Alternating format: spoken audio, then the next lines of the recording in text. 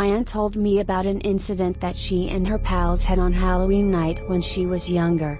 She explained that she wasn't really fond of Halloween, but that her friends had insisted on attending to this party that night, and because she didn't want to be stuck at home alone, she finally said yes and joined them. She was having a good time at the party, but about 1 p.m., everything began to wind down, and she and her companions became hungry. They decided to drive around and find the first item that was open for a late night bite because there was hardly no food and only a few snacks left over. They didn't see the modest cabin where they were eating dinner was just next to what appeared to be an old abandoned graveyard since they were too busy laughing and reminiscing about the party. Maya described it as unkempt and filthy, but her companions noted that it was the type without a gate, or perhaps they simply forgot to lock it that night, who knows. She began to feel nervous when they brought up the issue of ghosts and demons. Despite her best efforts, her pals persisted in their chat until she realized it was going to reach to that point. The point of defiance. She begged them not to disturb the dead after dinner, but it was in vain. On the deadliest night of the year, her pals decided to go in and look for ghosts, and she had no choice but to go. Surprisingly, nothing out of the ordinary happened after almost an hour of being there, and when her friends called it a night, she was relieved to get out of there. Everyone was exhausted by the time they arrived home and was ready to call it a night.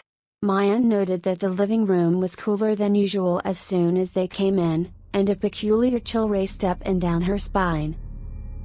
She waited to see if anyone else had observed, but they all went to their rooms and said their good nights. But she had a feeling things wasn't quite right. A loud noise awoke everyone around 30 minutes later, after everyone had already gone to bed. They gathered in the living room, believing there had been a break-in and preparing to contact the cops. Nothing seemed out of place, and there was no one lurking inside the flat. They thought it was odd, but continued on their journey back to their rooms when they were abruptly stopped by the sound of a baby sobbing. They didn't know where it was coming from, but they knew it was coming from within, but they couldn't figure out where it was coming from. The temperature began to plummet by the minute, and bangings like the one before began to appear out of nowhere. They were all terrified and unsure of what to do. They considered going to the neighbors, but since they didn't know them, they stayed close to each other and chose to wait it out. They implored with whatever was producing the sounds to cease, but there was no response. After a few minutes of sobs and apologies, one of her pals decided to come clean. "I stole something when we were in the graveyard, you see." "What did you think they were all asking you?" "I took some sweets that was left on top of a child's gravestone. I didn't think much of it because he wasn't going to eat it." A rush of wind entered the room where they were as soon as she finished speaking, and the shouts became louder.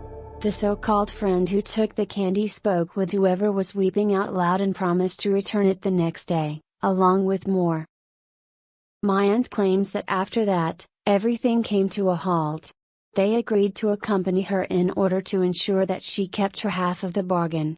She kept her word, and they never saw anything in the apartment, and Maya vowed to never visit a cemetery on Halloween night again.